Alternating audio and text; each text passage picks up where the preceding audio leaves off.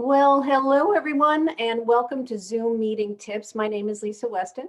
I'm going to go ahead and jump right into our agenda for today. As you can see here, we're going to start out with a section called Getting Started with Zoom. And in this section, we're going to take a look at creating a free Zoom account. We're going to take a look at downloading the Zoom application. We'll take a look at Zoom settings, and we're not going to do a deep dive into all of the settings, but really try to familiarize you with where you can go and some of the things you can do to modify settings. We'll take a look at scheduling a meeting and sending a meeting link. And then I'll take you on a tour of some of the basic features of Zoom, the audio feature, video, chat, and participants. Then in the next section, we're going to move on to getting the most out of chat. And here we're just going to take a slightly deeper dive into the chat feature and just take a look at some options you have for using chat in your sessions. Then we're going to move on to getting the most out of the share screen feature. And then lastly, we'll take a look at making your sessions interactive with Zoom annotation, online games, links, and file sharing. So we have a lot to cover today. All right.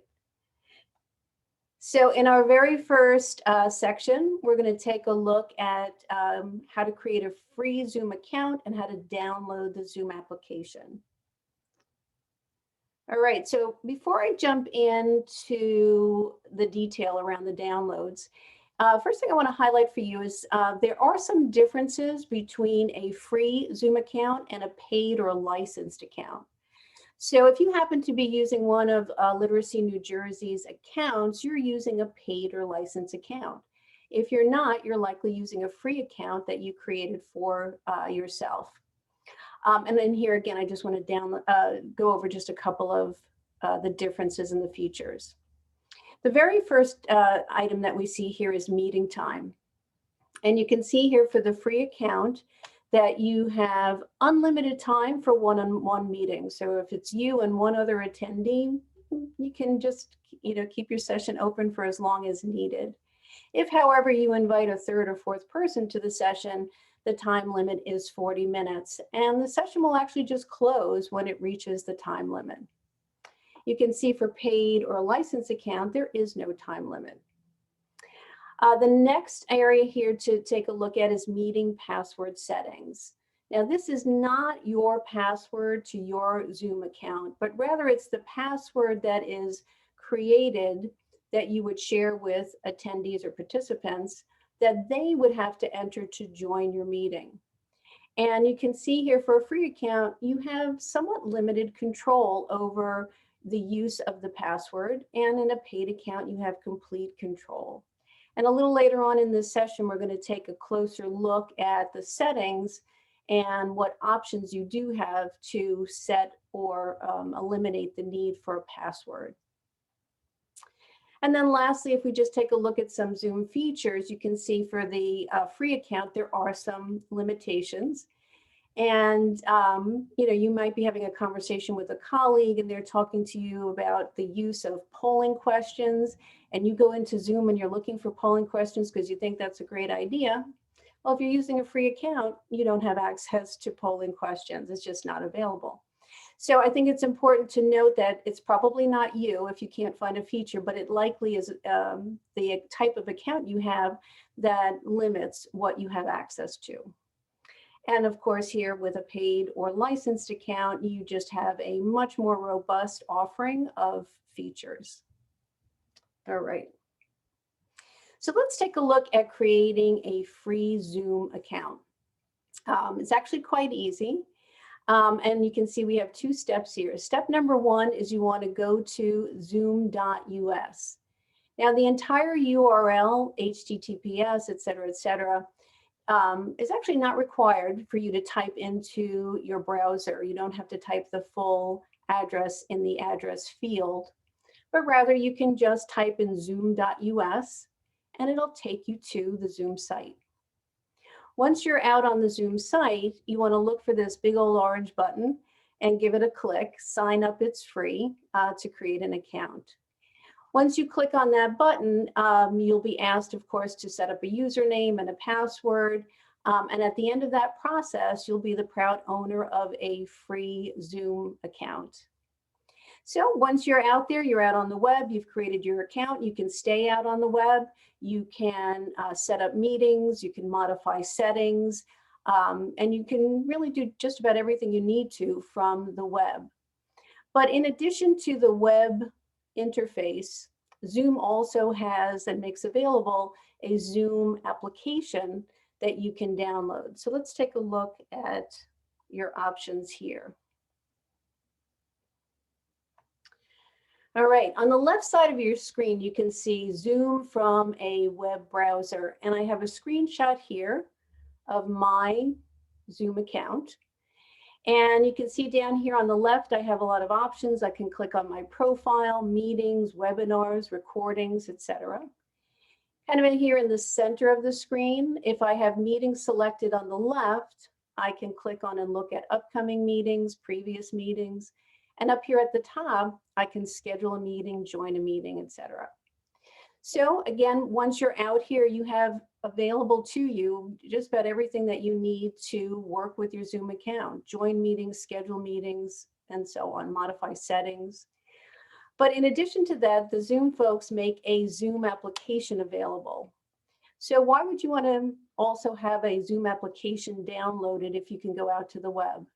Well, the folks at Zoom, of course, let you know that it's not required. You can work with Zoom without downloading the application. But the folks at Zoom say that you can help to ensure the best overall experience by downloading the application. So over here on the right side of this slide, you can see a screenshot of the Zoom application. And in my opinion, and it's just that my opinion, I think the interface and the navigation in the application is a little bit easier to manage than managing your Zoom account on the web. You can see there's big old buttons here to create a new meeting, to schedule a meeting. Up at the top, I can click on the home screen. I can go to any scheduled meetings by clicking on meetings. There's a little gear in the corner where I can click to go to settings and so on. So for possibly a better overall experience, you may want to consider also downloading the Zoom application.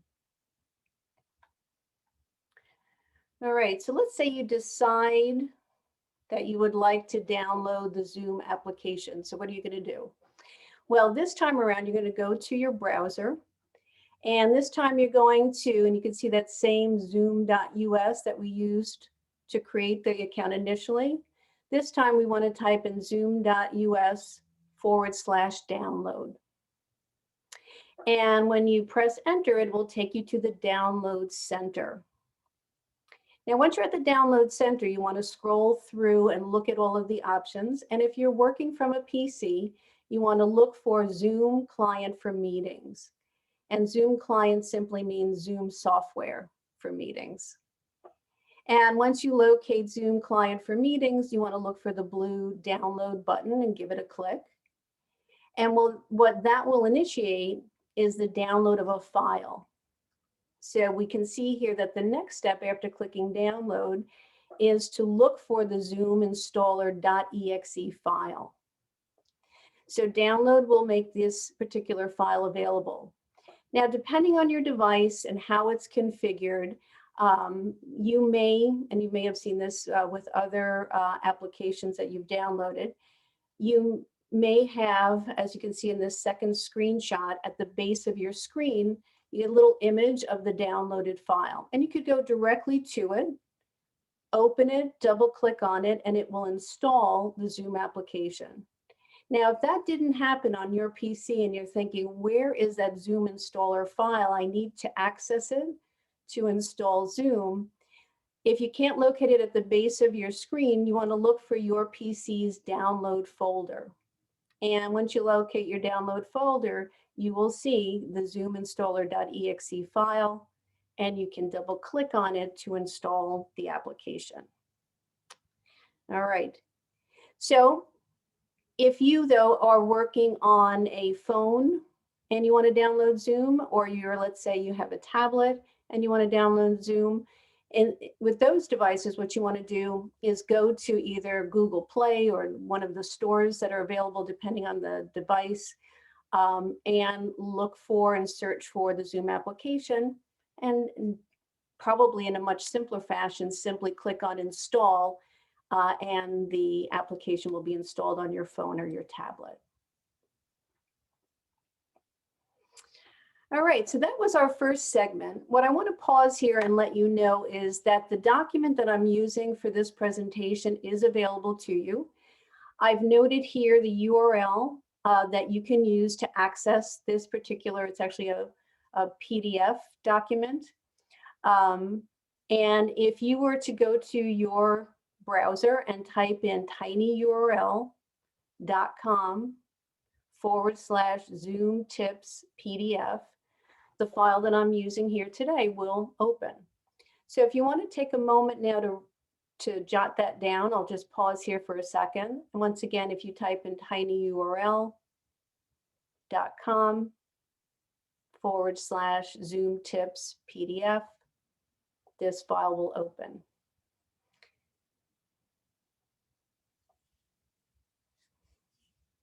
I'm pausing while you jot it down.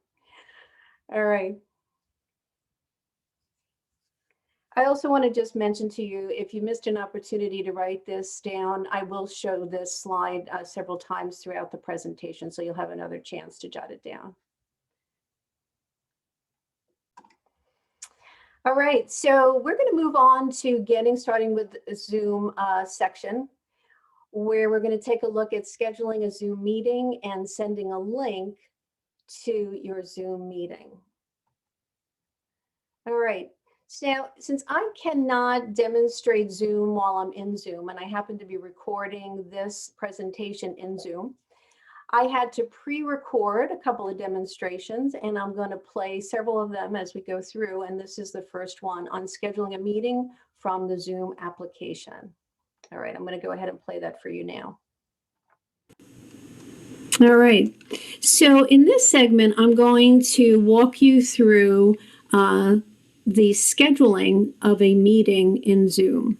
So here I'm in the Zoom application, and I want to come down here and click on Schedule. This, of course, will allow me to plan and schedule the meeting in advance. In Zoom, you could actually click on New Meeting, which is this other button out here, and just create a meeting on the fly without any pre-planning. But scheduling is going to allow you to set the date, the time, the details for the meeting, and send it off to the attendees in advance of your session. So right here at the top of the schedule meeting window, I can modify the meeting name. So I'm going to call this the weekly Zoom meeting. I can then go ahead and set the start date and start time. I can modify the duration. And in my case, I am creating a recurring meeting. So I want to make sure I click on recurring. And when I do that, this ensures that I can use the same Zoom meeting link every Wednesday at 6 p.m. So recurring meeting is what I've selected here. I can also change the passcode, which is the password that attendees will use to enter my Zoom meeting. And then I want to come down here to the bottom where I have 3 calendar options: Outlook, Google Calendar, and other calendars.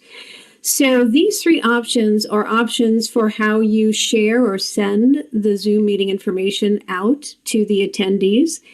And the first one is Outlook. If I were to click on Outlook and click on Save, it would generate an Outlook invitation with all the Zoom details.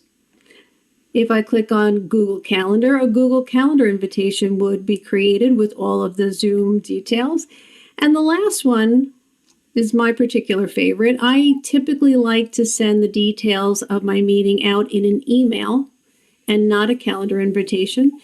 So if I click on Other Calendars and click Save, I'm going to go ahead and do that. You can see here that here are all of the details for my meeting.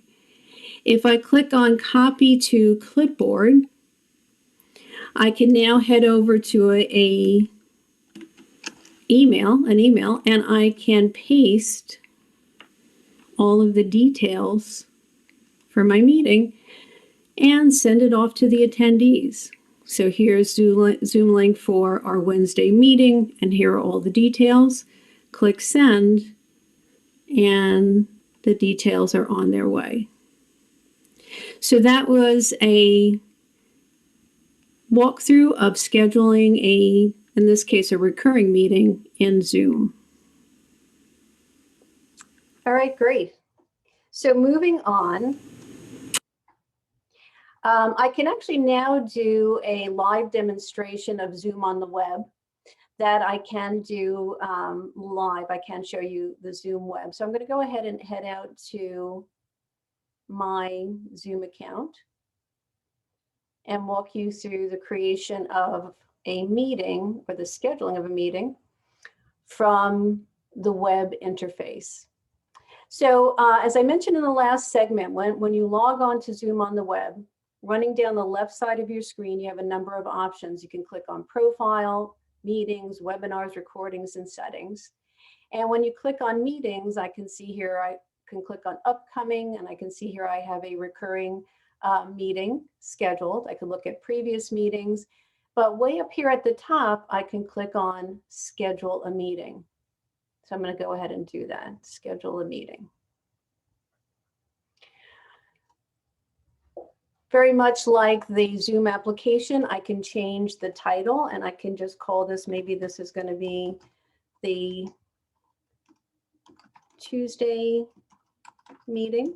Of course, you can provide a more detailed description than that. You can also include a description in the next box as needed. I could then go ahead and select the meeting date, the meeting time, and I can change the duration. And as I scroll down, if this was a recurring meeting, I could go ahead just as I did in the application, and I can select recurring meeting and change the password. And then come down, there are a number of settings that you could modify, and then click Save. Now, in the application, the manner in which you send the meeting information to the attendees looks a little bit different than what you see here. Here you can see, though, there's a Google Calendar and Outlook Calendar available. So if you happen to have a Google account, you can click on Google account, and it creates a meeting invitation, and it will include all of the details for the meeting. Same is true for Outlook and Yahoo. But what if you just wanted to copy the meeting details and paste the details in an invitation? In that case, you would want to click on Copy Invitation. And just as you saw in the application, here are all the details for the meeting. And I can copy the meeting invitation and paste it in an email. Again, just as you saw me do in the last demonstration from the application. So I'm going to go ahead and cancel that. And there you have your scheduled meeting. You could even come right down here to the bottom and click on Start. All right. So I'm going to head back to the presentation. So that was scheduling a meeting from Zoom on the web. All right, once you have a meeting scheduled, you may need to go back and use that link or copy that link and send it to maybe a new attendee, or maybe you've misplaced it yourself and you want to access the link. So we have a couple of demonstrations coming up that are going to help you to locate the link to share it with your attendees. So I'm going to go ahead and play this one for you. All right, so we're now going to take a look at one of several ways that you can send a meeting link to a participant. And let's say you sent the information out a couple of days ago and you can't locate your original email and someone's asking you for the Zoom link, they want to get in your meeting. A really fast and easy way to get to the link is to go to your Zoom application, click on Meetings up here at the top. On the left, you'll see a listing of all of your scheduled meetings. You simply then locate the meeting. And in this case, let's say I want to send a link to the weekly Zoom meeting. I select it on the left, and over here on the right, you can see that I can copy the invitation. And I could then head over to an email and paste the information and send it to, whoever it is that needs that detail, that information. You'll also notice right below the start button, there's a link, show meeting invitation, and you can also copy and paste from here. So copy invitation may be the simplest way, but you can also click on show meeting invitation and access the detail here as well.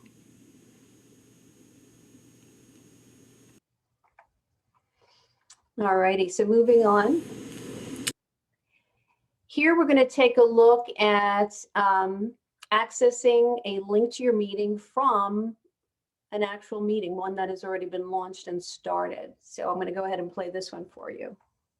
In this segment, we're going to take a look at creating a Zoom link from your Zoom meeting. So if you've ever been in a situation where you've launched the meeting, you're waiting for the attendees to join, and suddenly you get a text or an email from one of the attendees who says they can't get into the meeting, they can't locate the Zoom meeting link, you can stay right here in your meeting and you can create a copy of the link and send it to the participant. So step number one in a Zoom meeting would be to click on Participants. When you click on Participants, the participant window opens up, and at the bottom of that window, there is an Invite button. When I click Invite, another window opens, and you can see here that I have a Copy Invitation button. If I click on that, I can then head on over to an email and paste the detail.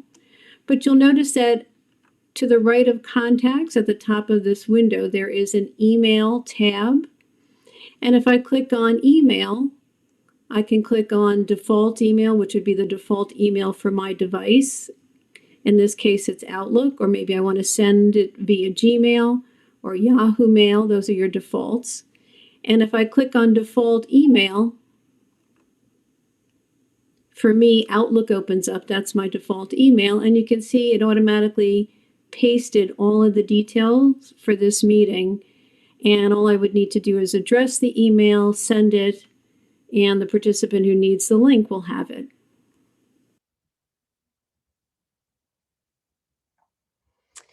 All right, so hopefully you're finding these tips and methods helpful. In this segment, we're going to, and that brings us to the end of this particular section. And once again, I'd like to share with you the URL, tinyurl.com/Zoom tips PDF that you can use to access the presentation that I am using to record this session, so that you could go back and you can reference some of the step-by-step instructions that are available in some of the segments.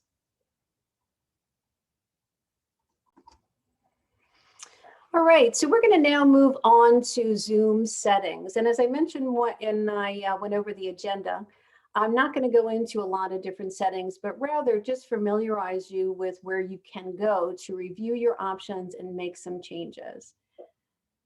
All right, so to start out with, when you are in the Zoom application, if you happen to have downloaded the Zoom application, you can click on the little gear icon that you can see here in the kind of upper right-hand corner of the Zoom application. And when you click on that, a settings window will open. And running down the left side here, you can see all the different categories of settings. There are settings that fall into a general category: video, audio, share screen, chat, etc.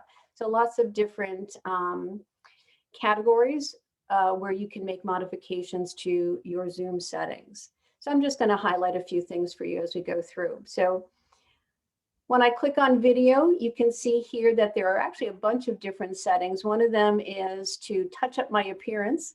And actually, I would believe, just knowing me, that this was probably one of the first settings that I modified.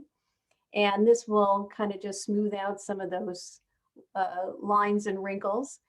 You can make adjustments for low light and some other things here.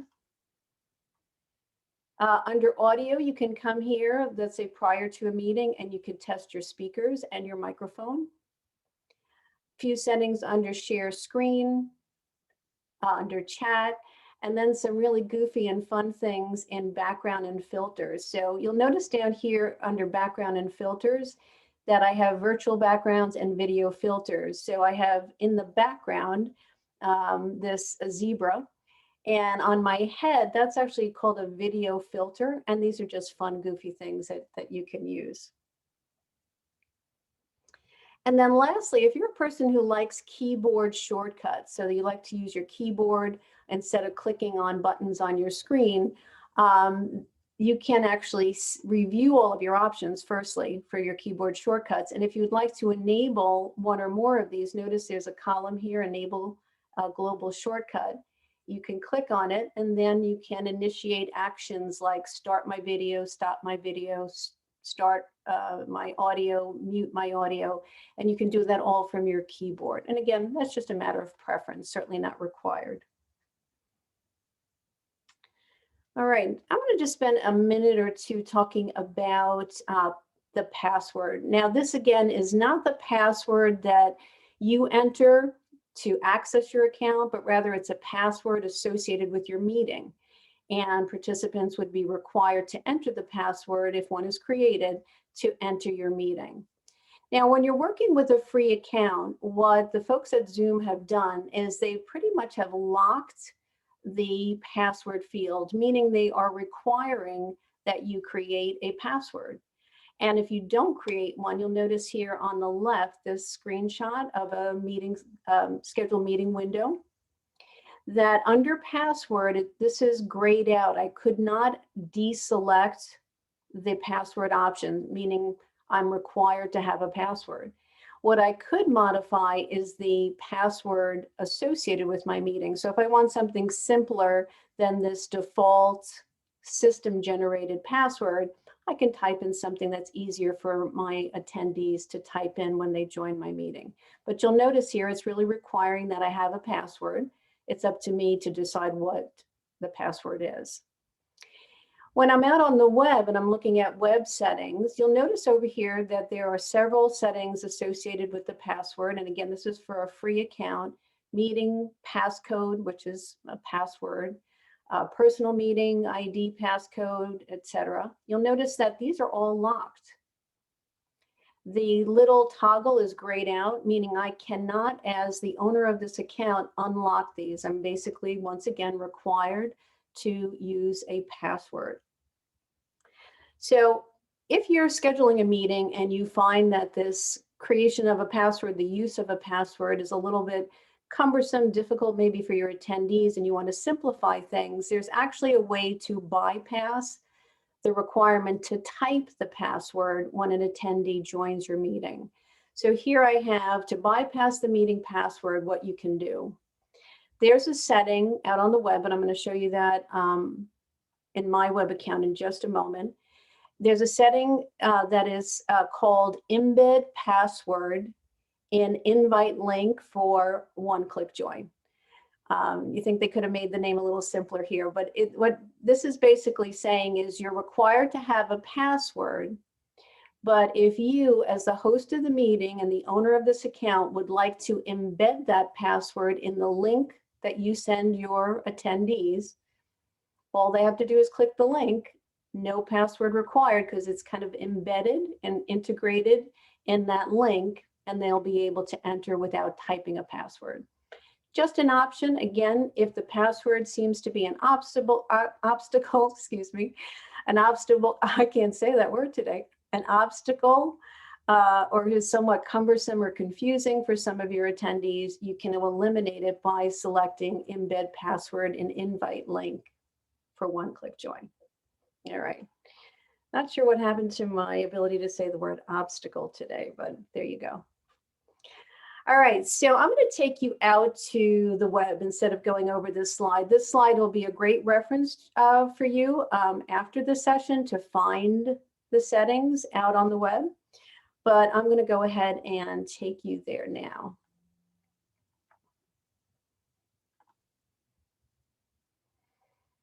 All right, so this is my Zoom account on the web. And earlier we clicked on meetings in the left navigation pane and we were able to see upcoming meetings, etc. In that same panel on the left, I have a settings option. And if I click on settings for meetings, so you can see here that when settings on the left is selected, there is a tab for meetings, recording, and telephone, and I want settings for my meetings. So this is actually the default selection, and I can now look through and browse through settings for my meetings. And I can require a waiting room setup. Here we can see the passcodes, and here, as I had in that screenshot, these are locked. So meeting password is locked. This personal meeting passcode locked. The next one locked. And the fourth one down associated with the passcode is embed passcode in invite link for one-click join. And you can see here that I have enabled this so that for my meetings, I don't want to require that my attendees type a password. So I have opted to have the password embedded in the link. And again, I eliminate the need to type in the password. Now, these little toggles, when they're dark blue, they are enabled. If I were to click on it and it turns gray, it's disabled. Click it again, dark blue, enabled. When it's this faded blue, that is a locked feature that you cannot modify. And you can even see the little circle with the slash letting me know that I cannot access or modify that feature. Now, if I start scrolling, there are quite a few options here. Scheduling a meeting for your host video, participants video, audio, allow participants to join before the host, and on they go. So you may want to take a few minutes, especially if you're new to Zoom, just to review some of the settings and make modifications as needed. All right. So we have reached the end of this segment. And once again, just a reminder, if you'd like to access this presentation, the document, I should say, that I used for this presentation, just type tinyurl.com into your address field / Zoom tips PDF.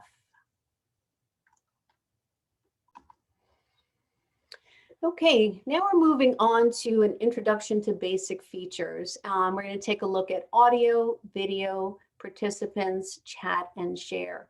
And this initial review of chat and share is going to be very high level, not a lot of detail, just to get you comfortable with the feature and what it does, where it's located.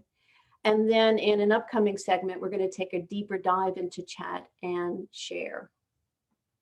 All right. What you're looking at here is a screenshot of a Zoom session. And this is a Zoom session on a PC. The orientation, location of these buttons is going to be different on a tablet and on a phone. And I have a few screenshots at the end of this segment to share some of that with you, to share some of the differences with you. All right, but if you're on a PC and you're in a Zoom session, at the base of your screen, you will find a mute and unmute button. So it's a little microphone icon that you can see in the far left lower corner here. And when you click it, right now this screenshot is of a muted microphone. And when I click it, I can mute it, excuse me, click it again, and I can mute it. Adjacent to that a little microphone icon is a little up-facing arrow. And if you were to click on the arrow, that would open up a menu. And when the menu opens up, you can see that I can select a microphone from here, select a speaker from here. I can set speaker and speaker and microphone from here, and then also go directly to audio settings. So from right within the meeting, you can modify some settings. The next button is stop video, and here I have a camera icon. I click it to start, I click it to stop my video. And again, adjacent to the camera icon is a little up-facing arrow. If I click on the arrow, again, a menu opens and I can select a camera. I could also change my background, choose a video filter, or go to the settings and make modifications to my video settings right from here. These are the same settings, by the way, that you can access from the little gear icon, and Zoom makes them conveniently located from within a meeting. The next button to highlight here is participants. When I click on participants, a window will open up, and you can see over here on the right side of my screenshot, there are 3 participants in the meeting: Lisa laptop, Lisa Android phone, and Lisa iPad. And I can see their names listed here.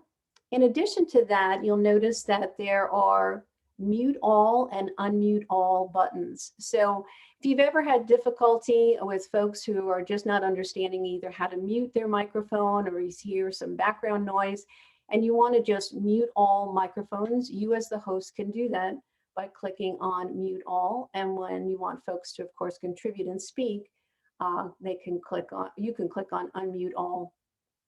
They, of course, have their own control over their microphones to mute and unmute. And you'll notice here, adjacent to each one of the participants is a little microphone with a slash. And each participant can actually also use this icon in addition to the one at the base of their screen, if they're on a PC, of course, to mute and unmute.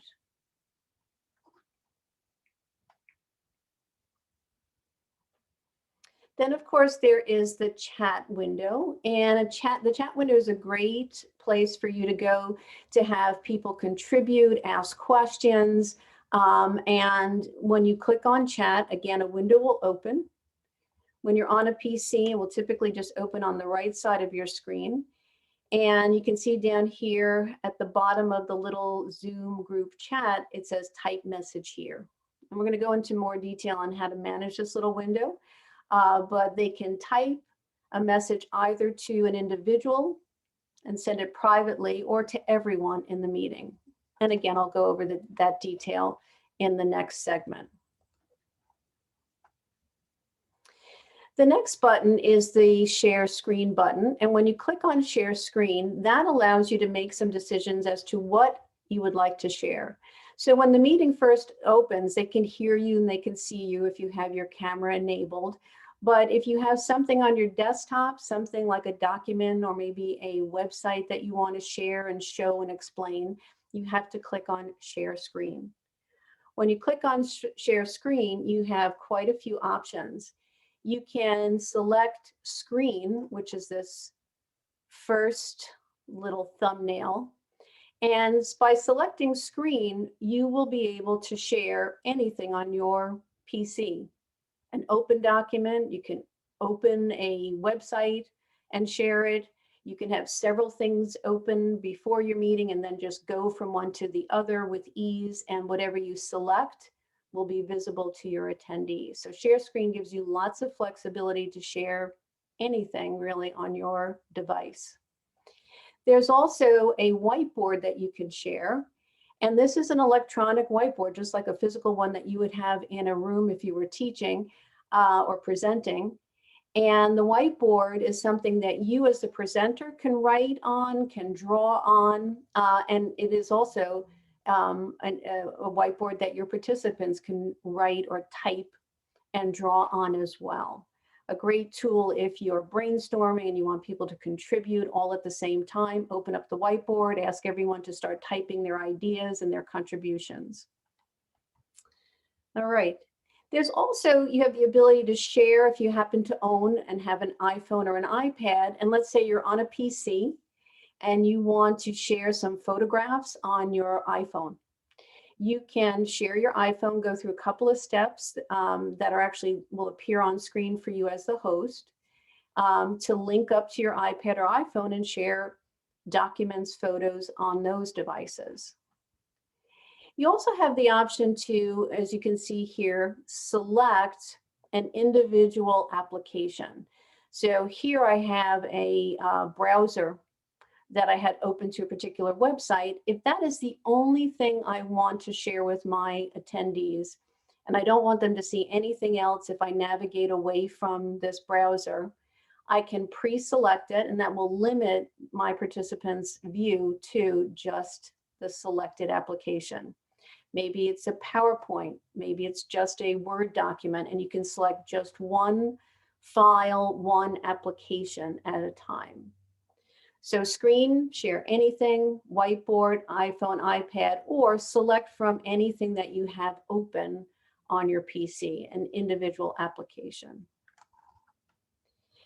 And once you've made your selection, let's say I decided to select screen, I would then come down to the lower right-hand corner and click on share.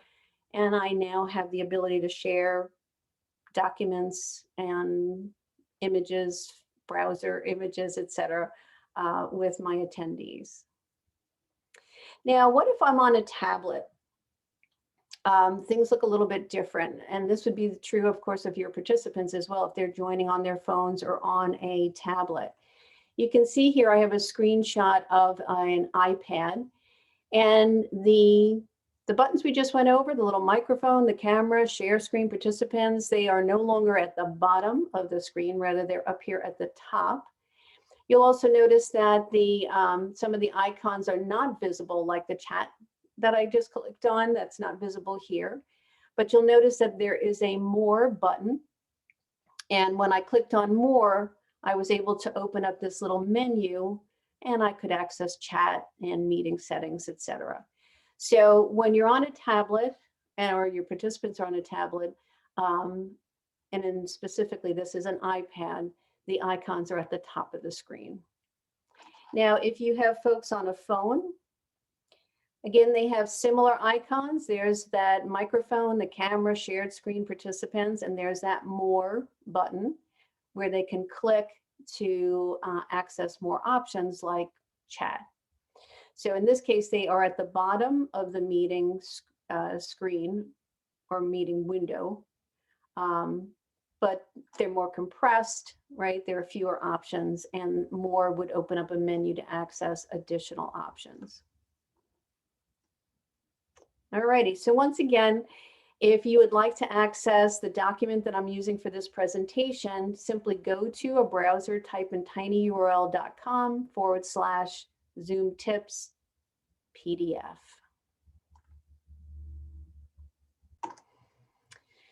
Okay, so we're going to now take a look at getting the most out of Zoom chat. And in the last segment, we just saw kind of a basic introduction to chat. And here we're just going to spend a little bit more time at just looking at how to use the feature as well as some options for using the feature. All right, so as I said in the last segment, when you click on the chat icon, a window will open. In this case, there's a window opening up here on the right. Where I can then chat either with an individual privately or with everyone in the meeting. So let's take a closer look at the step-by-step. So step number one is click the chat icon, and that will open up the window. Step number two is decide whether or not you want this message to be shared with everyone or with an individual. So you'll notice over here next to everyone, there's a little down arrow. And when I click on it, I get a menu that opens up, and it will list the names of everyone in the meeting. I could locate the individual I want to communicate with, select that person, and then when I type a message, only that individual will see it.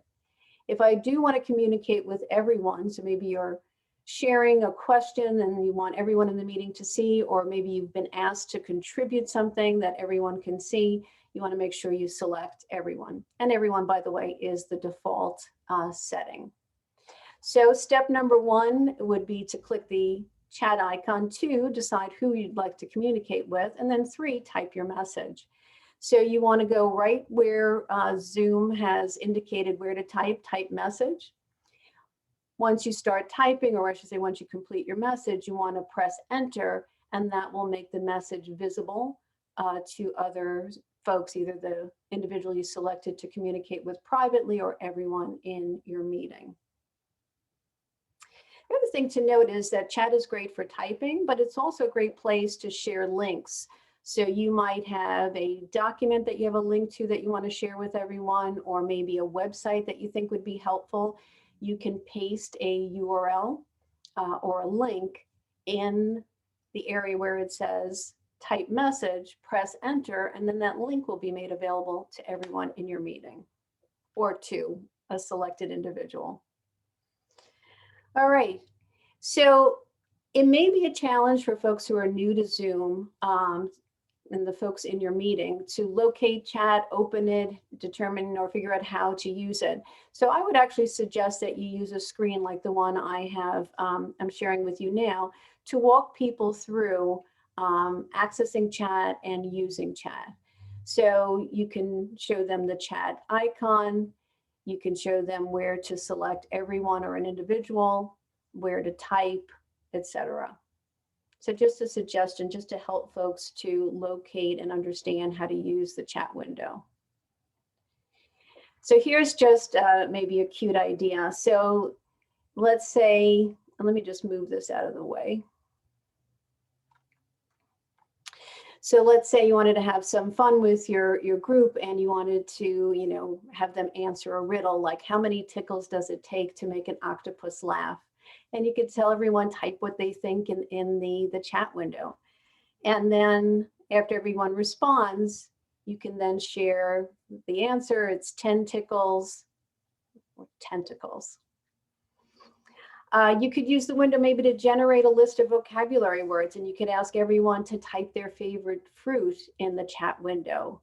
And everyone can click on chat, open the window, type, and share their favorite fruit. All right.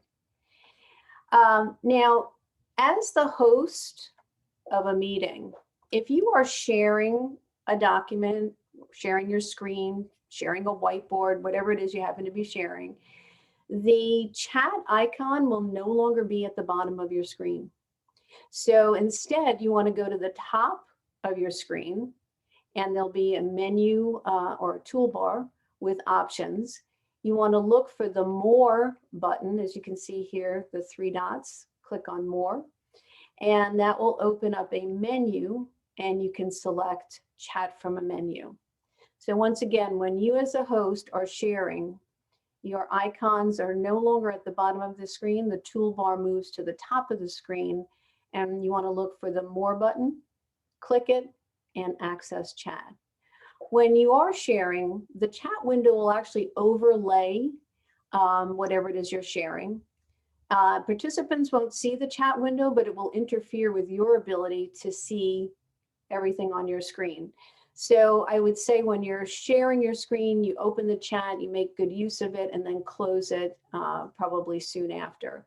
It would probably be a bit difficult to have it or keep it open as you continue to share a PowerPoint or a website. Again, it interferes with your view of your entire screen.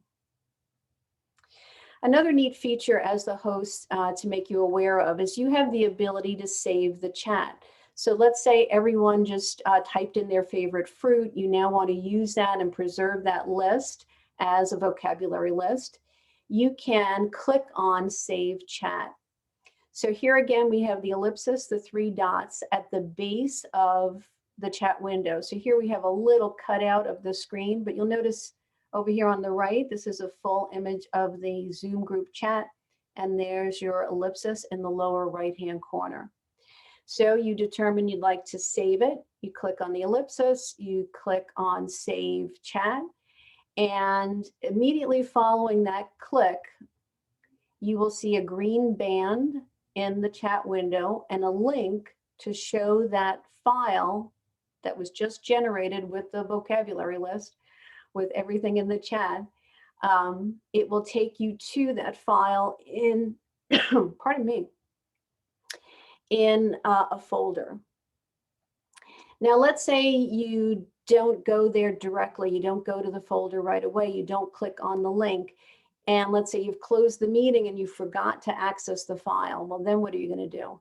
Well, you can always locate the file, the saved chat file, by going to your PC's document folder and looking for the Zoom folder. So let me show you on my PC what that looks like. Here's my document folder. And if I come down here, I can see that there is a Zoom folder. If I open that up, there is a folder that is date and time stamped. So if I scheduled a meeting or had a meeting on January the 15th, 2021 at 11:17, I saved something and it created a folder. If I open that up, everything that I generated in that meeting, maybe a recording, maybe it's a saved chat, will be available to me in that folder. So once again, you go to Documents,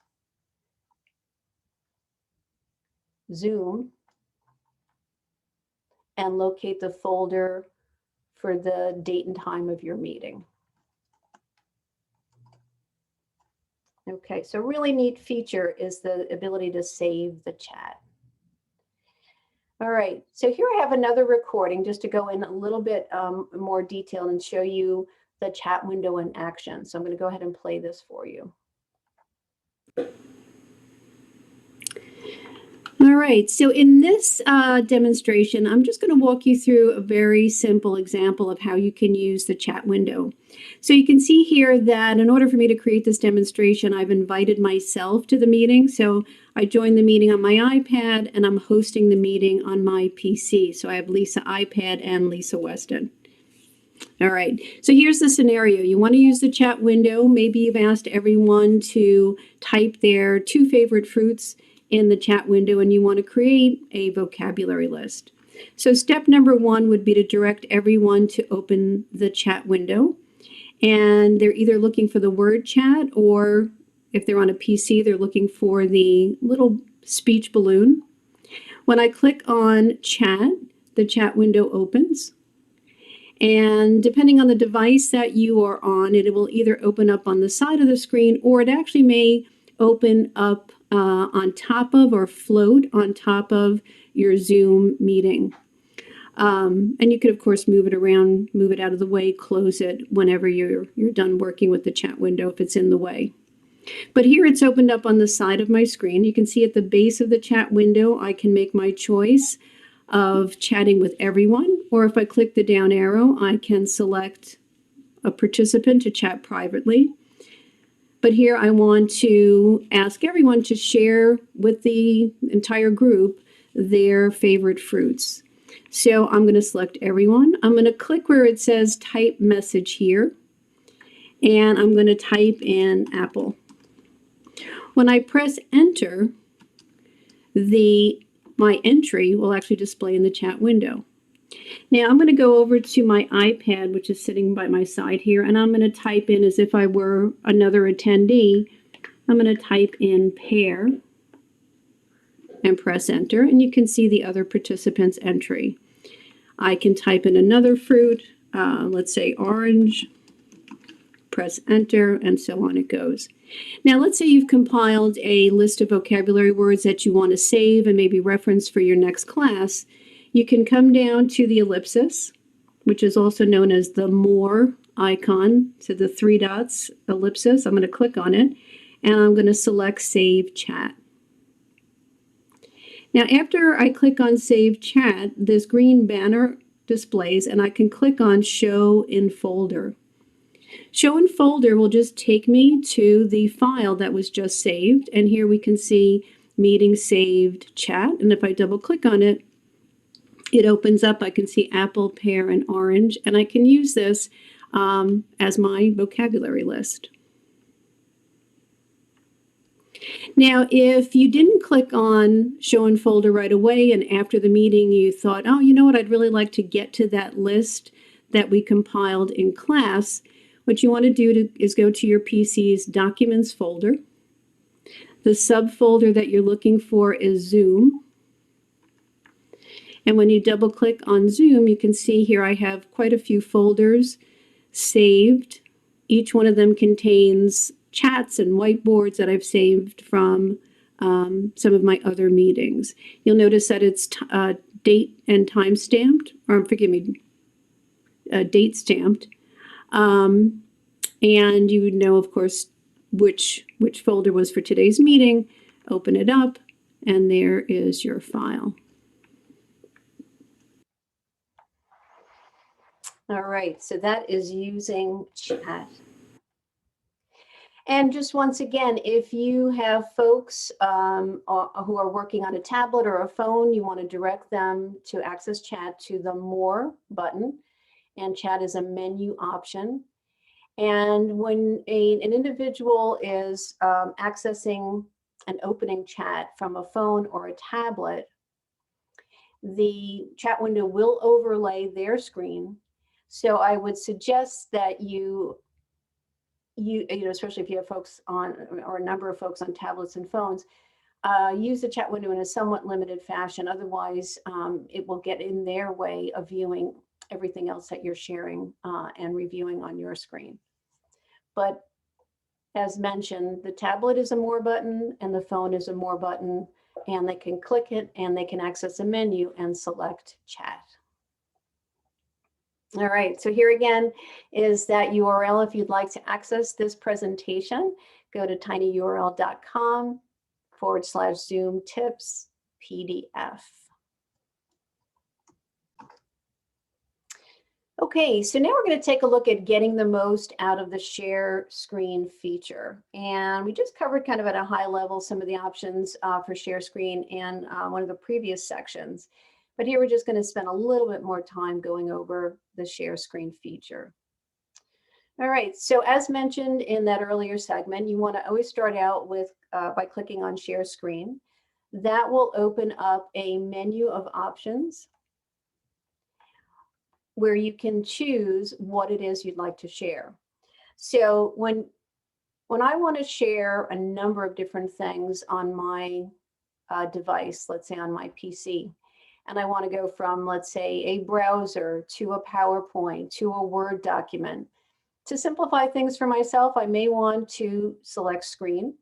I may also want to open up the PowerPoint, the browser, and the Word document in advance of the meeting. So everything that I need to navigate to is already open. But when you have screen selected, you can also open another application, another file, while you're in share mode.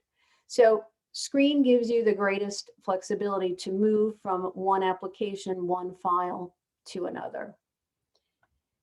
You can also select whiteboard, which opens up a big blank white image on your screen.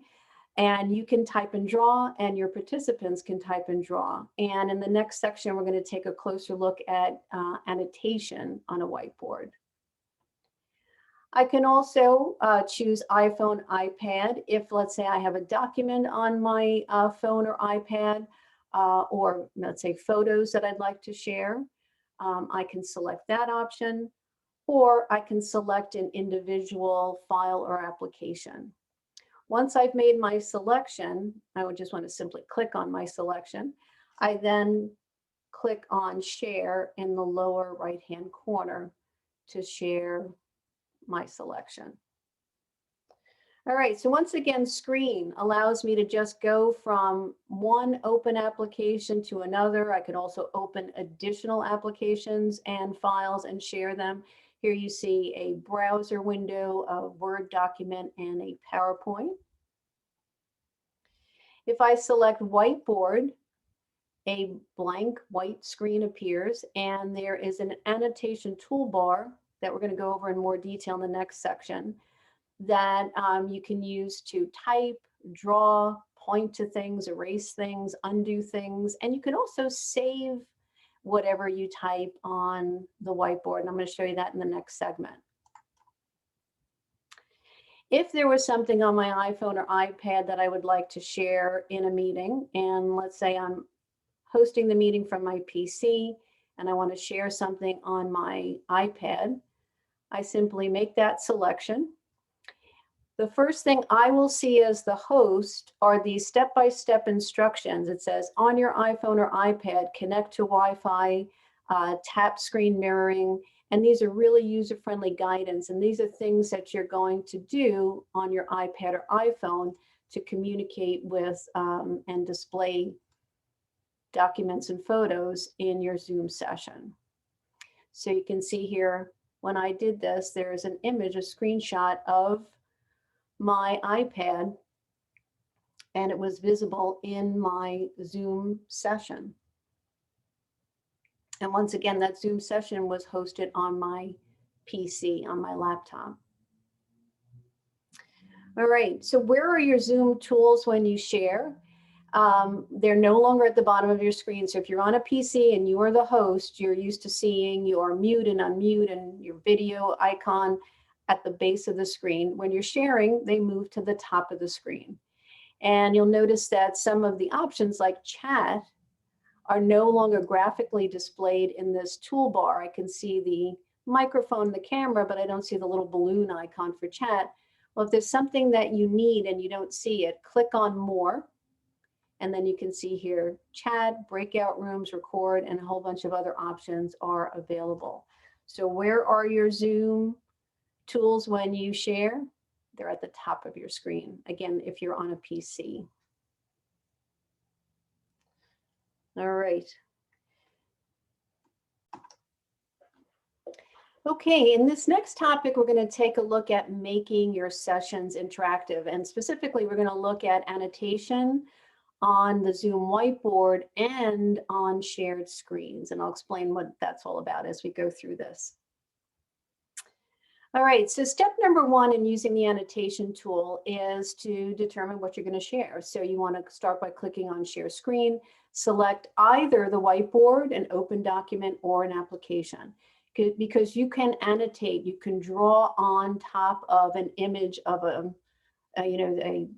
Word document, let's say that you have open, a PowerPoint, or maybe you have a browser that you have open and you want to circle something and show folks where to focus their attention, you can use your annotation tool. So step number one is start by sharing your screen. Step number two is accessing the annotation toolbar. Well, when you're sharing your whiteboard as the host, you will automatically see the toolbar just opens up for you. That is actually not the case when you share the whiteboard for your participants. They will actually have to go and be directed to open the and access the toolbar. But as a host, you select whiteboard, you will see the annotation toolbar.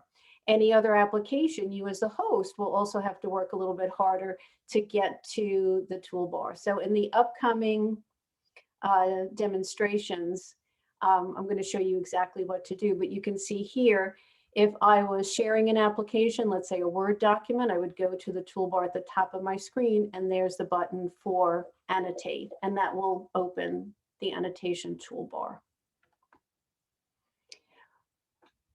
As the host, the annotation toolbar looks like this. There's mouse, select, text, draw, etc. This toolbar is slightly different for your participants, but you can see here that you can click on a T for text and you can type on the whiteboard. You can click on draw and you can select a drawing tool, and you can either use it to write or, to draw pictures if you have any artistic talent, which I do not. You can click on stamp and put little check marks next to things and little arrows and hearts, etc. You can use spotlight to point to things. And in one of the upcoming demonstrations, you're going to see a number of these different features demonstrated. All right, so I'm going to play this for you. And you'll notice here at the top, it says host annotation on a Zoom whiteboard. So that's where we're starting. Okay, so in this demonstration, I'm going to walk you through using annotation tools. And in this demonstration, I'm going to use the whiteboard to demonstrate the tools. But I just want to make you aware that you can use annotation tools on any screen that you share. You can open a document and draw on the document with the annotation tools. But again, this demonstration is going to walk you through opening the whiteboard and using annotation tools, and very specifically as the host. In a separate demonstration, I'm going to show you how to use the annotation tools as a participant. And there's just some slight differences in what's available to the participant. So step number 1 is the host, is to share, and in this case, I'm going to share the whiteboard. So I'm going to click on Share Screen, select Whiteboard, and click Share. So you can see I now have this big old white blank slate to work with. And I have a toolbar. This is my annotation toolbar. And you can see that I can select text, draw, stamp, spotlight, and so on. And if I wanted to type something on this white piece of paper, this whiteboard, I can click on T. I can click on the whiteboard wherever I'd like to type and just start typing. When I click away, the entry is made. Since I have the T selected, now everywhere I click, it's going to open up another window. It's like a little text box for me to type. And I can type, click away, and so on it goes. Now, if I try to move welcome or hello, I really can't. Every time I click, it wants me to type something new. So instead, if I want to move items that I've just entered, I want to click on select. And that will allow me to click and move my entries. I can also draw, and you'll notice here I have quite a few options. I can draw with the squiggle line, which is just kind of free-flowing drawings. I could draw a straight line, an arrow, and you can see I have lots of options here. And if I select the squiggly line, and maybe I change the format, and maybe I want to draw in red, and maybe I want a wider pencil line, and now I can just draw. Oh my gosh, that's so terrible. Maybe I need to undo. There you go. I can draw on the screen. I can also click on stamp and choose from the different stamps. Maybe I want a little check mark. Spotlight will allow me to point and help people to know what I want them to focus on. Erase, I can click on eraser and I can erase an item. And I can also clear. So if I wanted to clear all of the drawings, just my drawings, clear viewers' drawings, I can do that. So let's say you just went through an exercise and you want to clear the slate and do something else, you can clear all drawings. Now another option that you have is save. And save is really a neat one where you can save the whiteboard as a PDF. And if I click on show in folder, it actually takes me to the whiteboard that I just saved. And if I double click on whiteboard,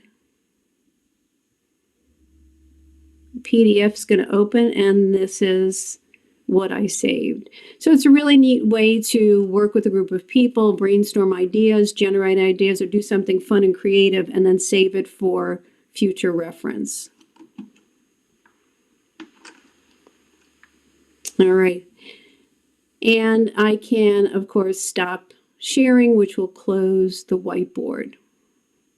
Just by the way, while you're in a single session, if you close the whiteboard by stopping, right, stop share will close the whiteboard, and then go back to whiteboard, everything that you just drew or typed will be preserved. So in a single meeting, you can return to the whiteboard and add more or delete or erase as you go, which is kind of nice. So I could stop sharing, go back to the whiteboard, and my little smiley face is still here.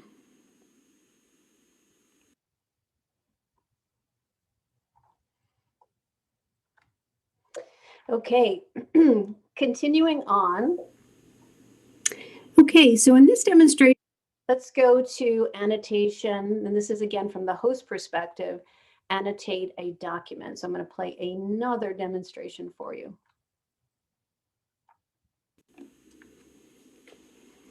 All right, so in this next demonstration, I'm going to walk you through using the annotation tool to annotate anything you have open on your screen. It could be a document, it could be a browser screen, it could be a website, whatever it is you have open, you can draw and type right on top of it. So I'm going to get started by sharing a document. So I'm going to click on share screen. I'm going to select the Halloween vocabulary matching. That's one of the documents I have open. I'm going to click share. And I now am recording this demonstration as the host. And you'll notice that there's no annotation tool. So how do I draw on the screen? So you have to do something a little bit different than when you are working with the whiteboard. When you open the whiteboard, the annotation tool just shows up. When you want to annotate a document, you have to work a little harder to get your annotation tool to display. So up here at the top of the screen, you can see I have all of my commands, mute, unmute, start, etc. And there's annotate. And there's that same toolbar that we saw when we were working with the whiteboard. So if I wanted to ask students to connect the items in column 1 to those in column 2, so it's a matching, what is October 31st, I can ask them to select draw, and they could either select a straight line or a squiggle line. It's up to them. I like the straight line. And I now have the Word document open, and I can now connect one item from the first column to the second column. I can keep drawing, and if I had 3 or 4 participants in the session, I could have them open their annotation tool, and we could all do this at the same time. We could take turns, and I could say, who would like to look for something matching witches? And that person could then click and drag a line across. So this is annotation on a document. I'm going to go ahead and start a new share and show you another example of annotation on a document. And this time I want to annotate on this PowerPoint slide. So here I still have my annotation tool bar open. And here I can ask folks to, let's say, circle the sock, circle the hat, circle the cat, etc. And I'm just going to move this a little bit higher on the screen. And I can select my drawing tool. The squiggle line will allow me to draw circles. And it wants me to circle a sock. So there's my sock. And how about the hat? And I can change colors. And I can circle the cat. And I could even change the width of the line and circle the basket. And so on it goes. So you just saw me drawing on a Word document, and now I'm drawing on a PowerPoint slide. And then I can clear, or I could save this image. So I'm going to go ahead and clear all drawings and stop the share. And that was drawing on a document. And again, that was the host's perspective. Okay, so continuing on, let's take a look at a couple of slides and a demonstration of using annotation from the student or the participant's perspective. So here we see students on a PC. When you open the whiteboard or a document and you would like them to use the annotation tool, they will, or you would need to ask them to locate view options at the top of their screen. And you can see here, there's a little screenshot of view options. When they click on view options, a little menu opens. Annotate is one of the options. And when they click on annotate, their toolbar will open. And here you can see they have text, draw, stamp, arrow, erase, etc. So very much like the host's toolbar. But again, it's really important to underscore that when you open up the whiteboard, you will automatically see the annotate toolbar. They will not. So you need to direct them to view options and select annotate. Now, if they are working on a tablet or a phone, things are going to be a little bit different. So in order for them to get to the annotation tools, they need to look at the bottom of their screen. In this case, on this tablet, you can see it's in the lower left-hand corner. And it's a blue circle with a pencil icon. And when they click on that, it actually opens from left to right all of the icons that you see here. So the pen, the arrow, shape, text, etc., are all expanded and displaying after I clicked on the little pencil icon. One important note here is that attendees who join by phone will not be able to type on the whiteboard. They can use a drawing tool to write, but they will not have the ability to type, which is kind of unfortunate. But if you have someone who's joining by phone, they cannot type on your whiteboard or anything that you share for that matter. All right, so here's another demonstration just to take a look at annotation tools from a participant or student's perspective. And again, this is on a PC, students on a PC. All right, in this demonstration, we're going to take a look at how to use the annotation toolbar as a participant in a meeting. And right now we're looking at a whiteboard that's being shared by the host. But I want to just point out that the annotation toolbar, how it's accessed and used, is the same whether the host is sharing the whiteboard or a document. So again, whether it's a whiteboard or a document that you would like your participants to annotate, you would need to direct them to the top of the screen. And here you can see View Options. So when I click on View Options, Annotate is one of the menu options. And when I click on Annotate, the annotation toolbar displays. Now sometimes it shows up a little bit lower on the screen. It is kind of in the way. And if you click and drag on the edge, you can move it out of the way. All right, so let's say you want your participants to type something. Maybe you want them to type their favorite fruit. If they click on the T for text, they can click anywhere on the screen and they can type their favorite fruit. Once they type, they need to click away from the entry in order for it to display for everyone else to see. Now, if you have 4 or 5 people typing, they don't know that someone else has clicked in that same area where I just typed pair, and actually then entries are going to start to overlap. So what you may want to do, let's say you have 4 participants in your class, you may want to create areas for people to type so that you could say, this is going to be, Lisa's area, and maybe this is going to be Pam's, and people now know where to type. And they could just type in their quadrant in this particular example. So you might, just help folks so that otherwise it can get really messy and people are drawing on top of each other and typing on top of each other. So in my little quadrant, I've noted that I like pairs. I can also draw. So if I click on draw and select a drawing tool, I can draw my lovely artistic smiley face. I can use stamps. I can use the arrow to point.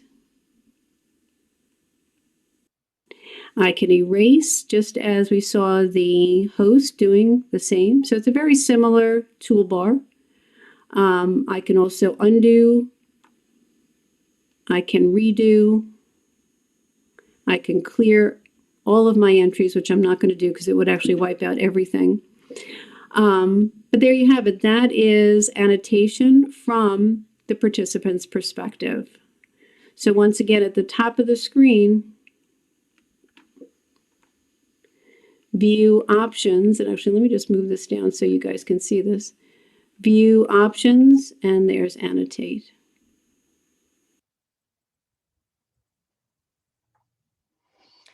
All right, great. So hopefully you're finding this helpful.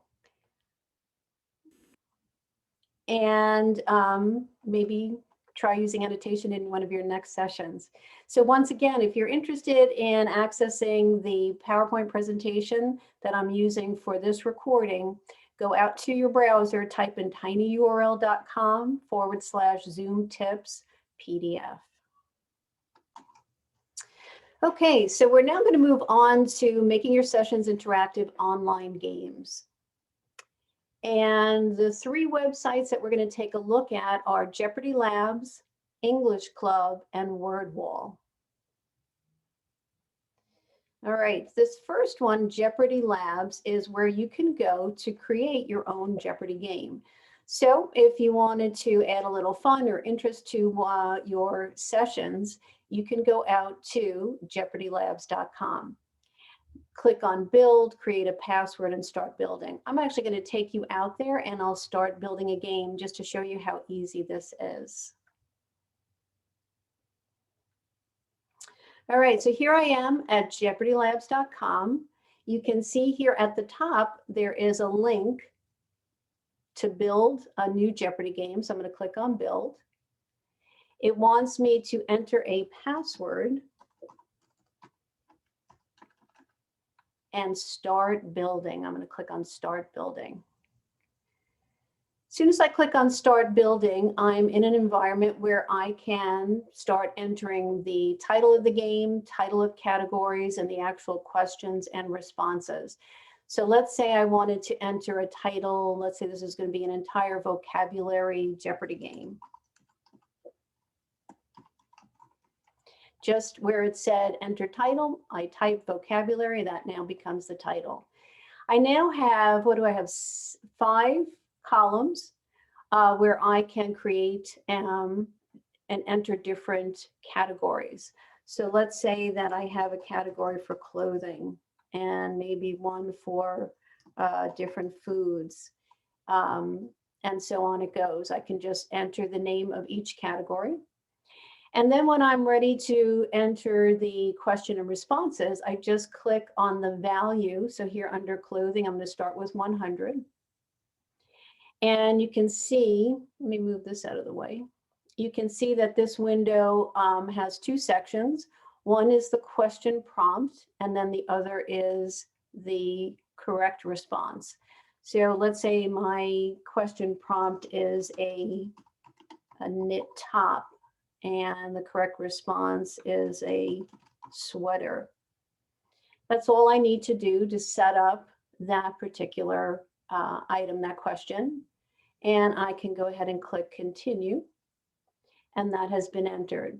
Click on 200 and repeat the process. Enter the question prompt and the correct response. Now, certainly I'm not going to go through and create an entire game for you here, but I do want to note that although there are 5 columns and 5 rows, if you only have topics that populate 2 columns and 3 rows each, that's all you need to populate. Once you save the game, that is the only thing that will display. So you won't see empty categories, but you will see anything, of course, that you have populated. Once you have completed your game, you want to click save and finish. And by the way, if you click on save and finish, you can always come back and edit the game and add more or modify an entry or make a correction as needed. But you can click on save and finish. This yellow box actually contains some really important information. It says your game was created. Bookmark this page or email it to yourself so you can access it later. So here's the thing that's a little bit odd about Jeopardy Labs.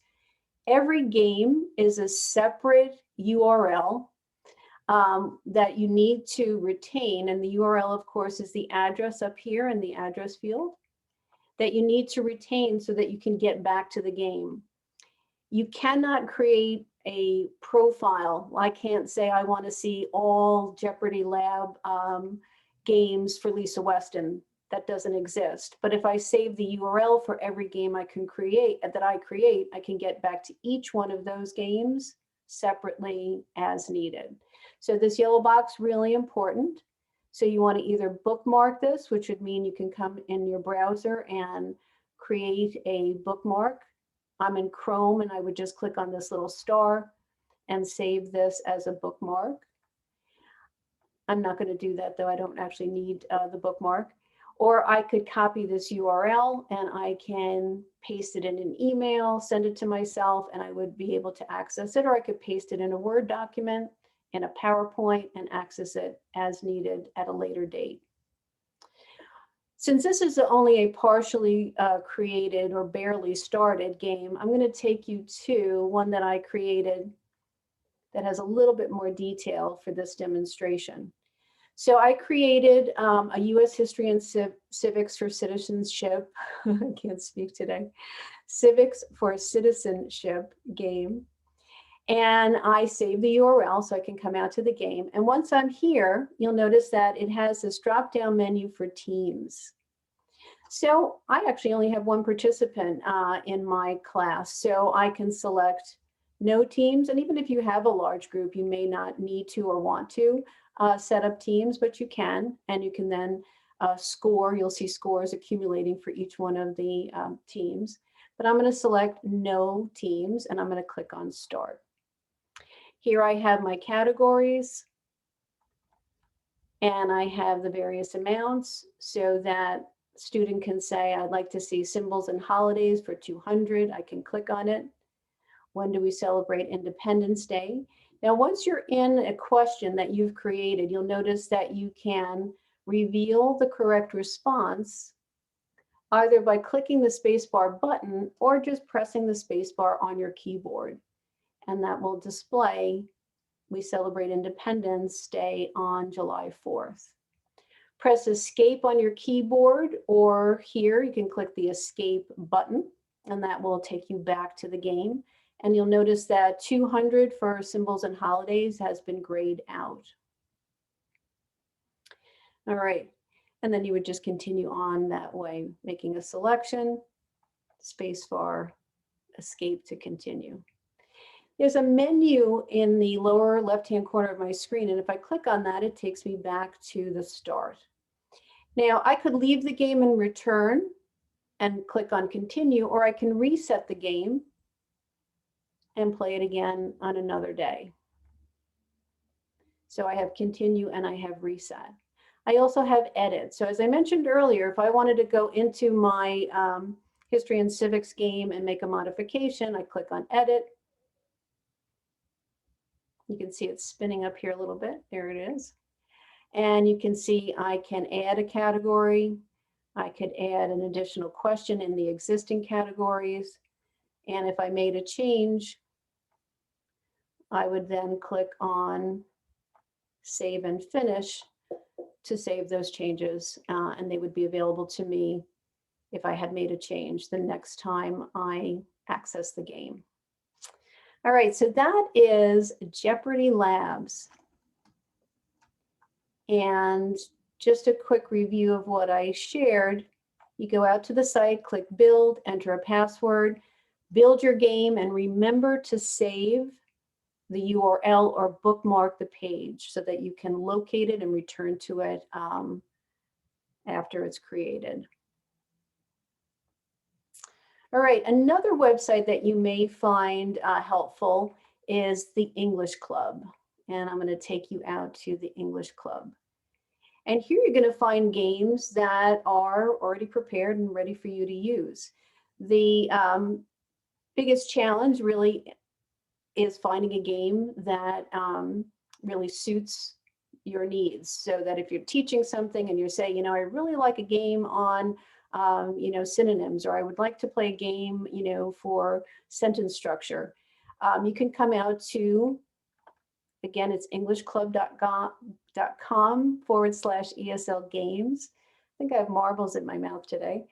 And here we have grammar games, spelling games, vocabulary games, and you would be able to make a selection and then drill down. Let's say you wanted spelling games, animal games,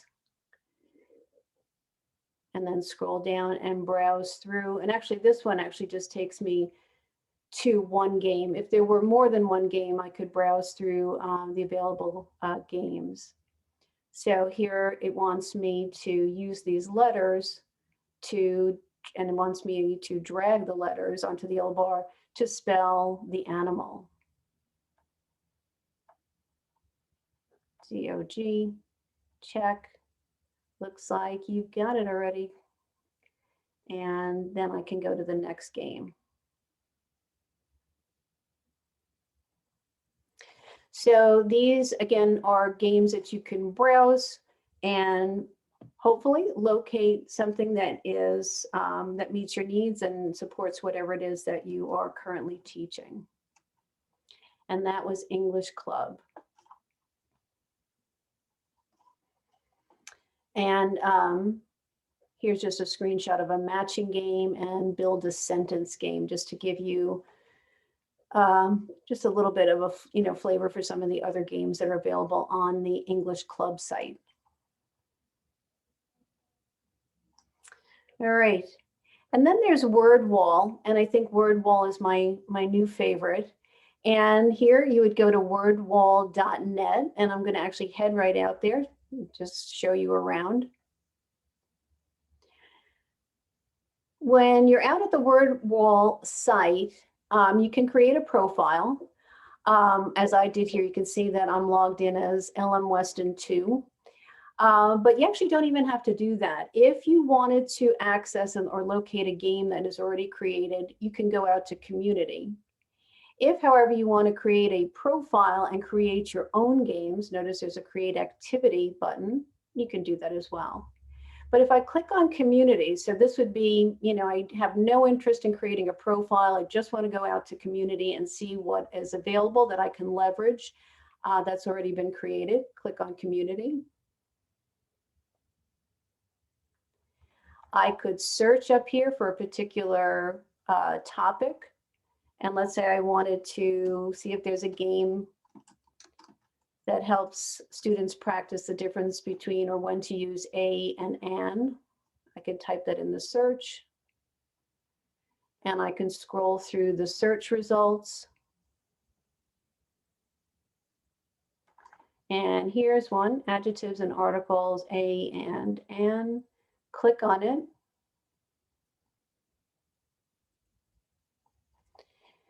Click Start. And start working through the game. You can see at the top it says 1 of 5, so it's relatively short practice. I live in, I can click and drag.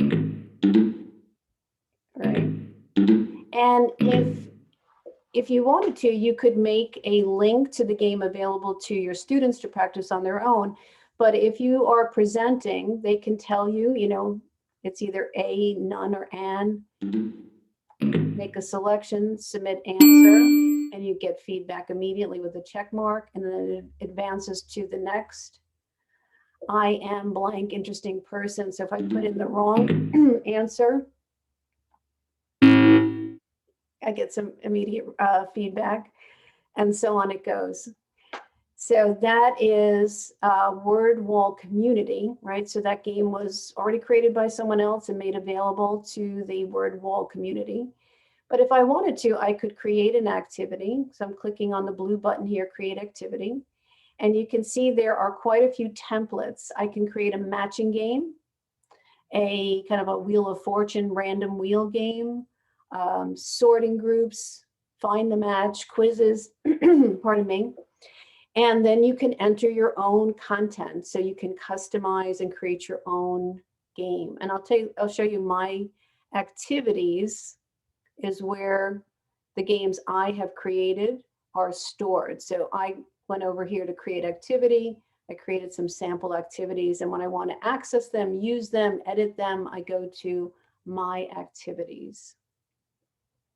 And then I can make a selection This is a game I created. They all open and start in the same way with the big old start. And here, for vocabulary, I can click and drag and match the word to the definition. There you go. Submit answer and get immediate feedback.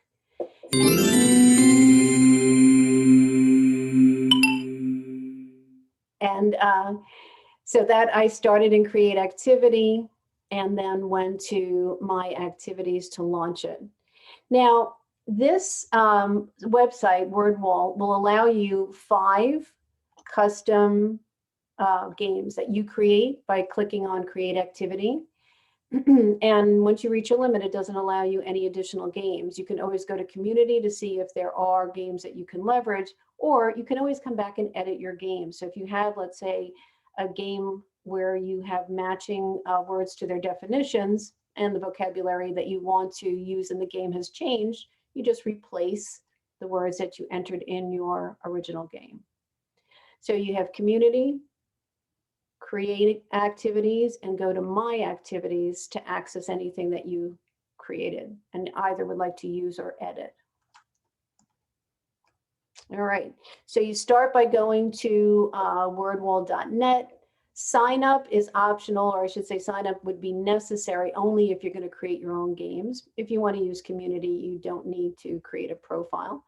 And then either start building activities or using some that have been created and shared on the site. All right, so those are just a couple of websites. You may have your own that you use, which is great. And maybe you want to, take a visit or go out to one of these sites and just use these in maybe one of your next sessions. All right, once again, if you would like to access the PowerPoint that I am using for this presentation, go out to tinyurl.com, Zoom Tips PDF.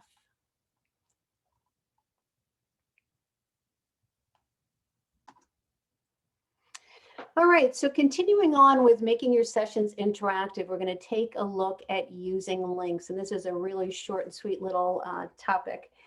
So what I'm just going to walk you through is how to create a link to a website or maybe to a document that you've saved to Google Drive, or maybe you have OneDrive, and how to share it. So the very first step that you can see here is to highlight the URL, which is the web address. You can see here on the left a screenshot of the URL shaded in blue. And you want to copy the URL. And you may already know the keyboard shortcut is Control-C, meaning that you're going to use the Control key and the letter C key on your keyboard to copy.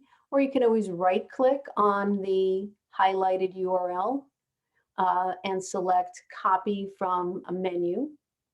Once it's copied, you can go to a PowerPoint slide, a Word document, an email. You can go to your Zoom chat or any other open document or window, and you can paste the URL.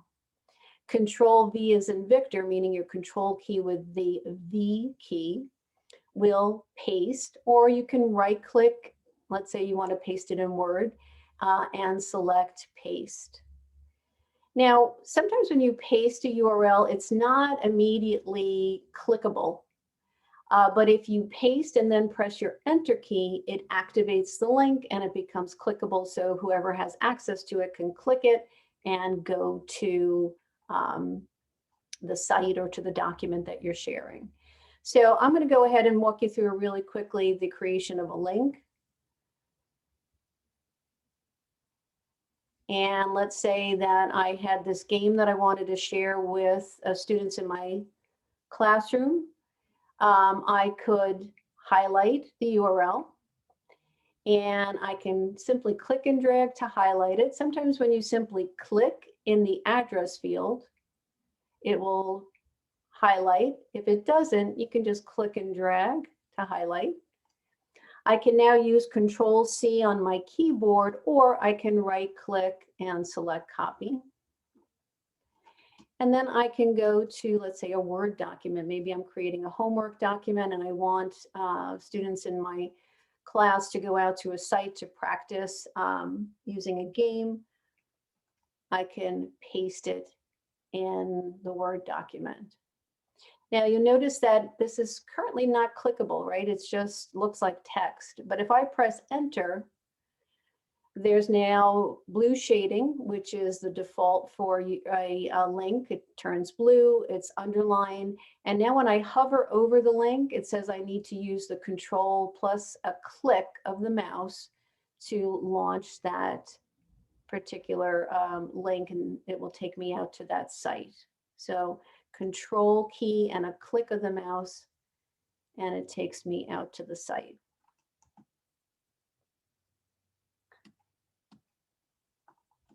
All right, so that is creating a link. Now, this is great to share with your students. It's also great for you to do in advance, let's say, of a session. If you wanted to have a couple of links ready to go to take people to several different sites, you can just create links to them in advance of your meeting, click on them when you're ready to go, and it's just a nice convenience.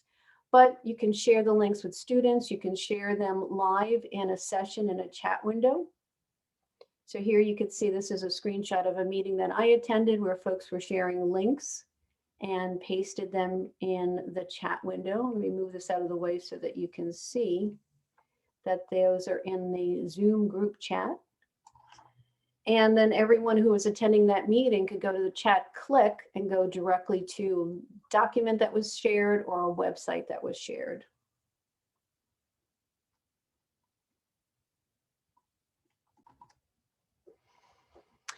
Alrighty, so in our very last topic today, make your session interactive, we're going to take a look at file sharing. And I'm going to start out by defining for you, and let me move this down out of the way, what file sharing is. So if you've never done this before, it's really kind of cool. And here's how it works. Let's say you have a Word document, and you want to be able to open that Word document in class and have everyone else in your class in the actual Word document, not using an annotation tool, but actually typing in the Word document with you.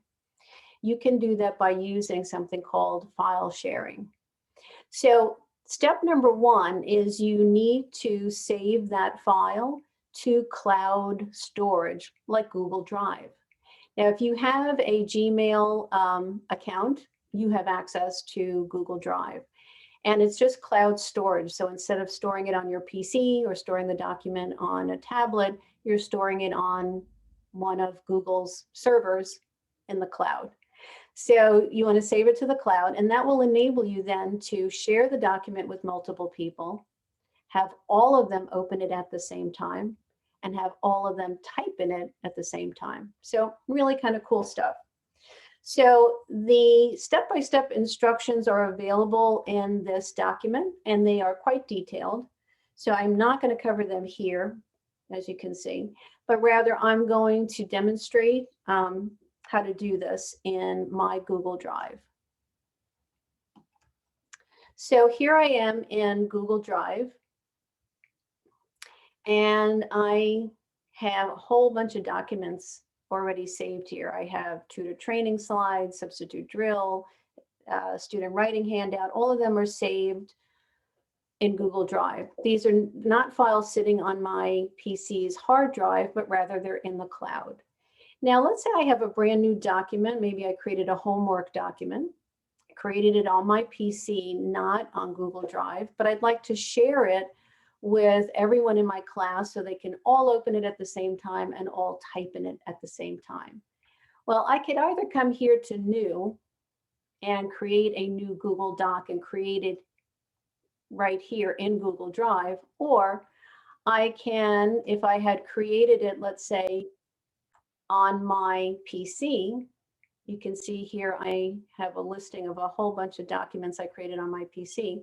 If I would like to share it, all I have to do, and let's say I want to share lesson 10 homework with everyone in my class, I can click it and drag it out to Google Drive. So you notice it says I am in kind of a copy mode. So these are the files on my hard drive. click and drag any one of them out here to Google Drive. And when I let go, it copies, and you can see that one upload was completed. Lesson 10 homework is now out here. And there it is, Lesson 10 homework on Google Drive. So step number one to the file sharing is either create a document that you want to share in Google Drive or copy it over to Google Drive simply by clicking and dragging it from your desktop storage to your cloud storage, which is, of course, is Google Drive. Now, when I want to share this, I want to select the document. So you can see here it's shaded in blue. All I did was click once on the entry here. And I can come up here to the share icon. And there's a little people icon with a plus sign. When I click on share, a window opens up. And at the top it says add people in groups. Now, if I wanted to, I could enter every one of the individual people that I want to share with. So if I wanted to share with my sister Pam, there's her email address, I could select it and share just with her. But that's not the case. I want to share it with a bunch of people in my class. So I can just skip over this and come down way down here to the bottom where it says change to anyone with the link. Because right now it says it's restricted to only people added above, right? Well, I don't want to do that. I want to change to anyone with the link. When I click on that, it's letting me know that anyone with this link can view my document. Well, that's nice, but that's really not what I need. So I need to change viewer to editor. So I want to make sure the folks who open it can type in it. If I just left it at viewer, they could see it, but they can't type. So I want to select editor. And I can then go ahead and copy the link.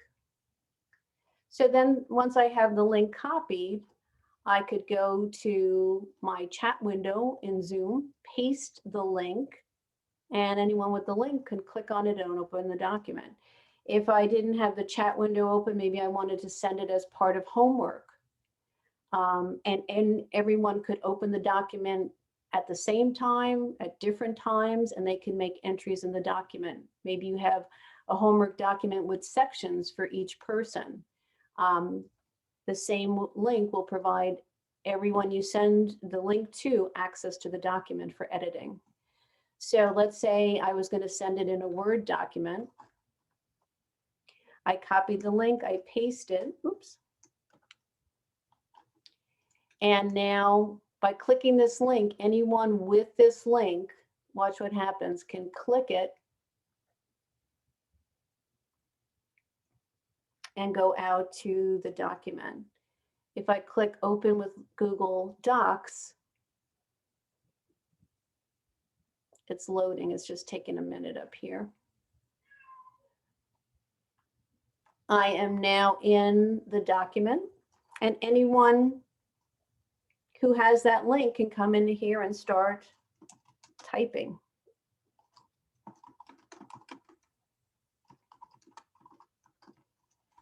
All right, so sharing, kind of a neat feature. You can create a link to a document. Once again, anyone with that link can open and edit the document.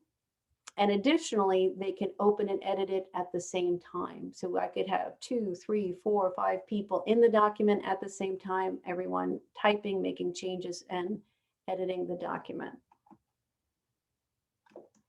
All right, so the detailed instruction for file sharing is in this presentation.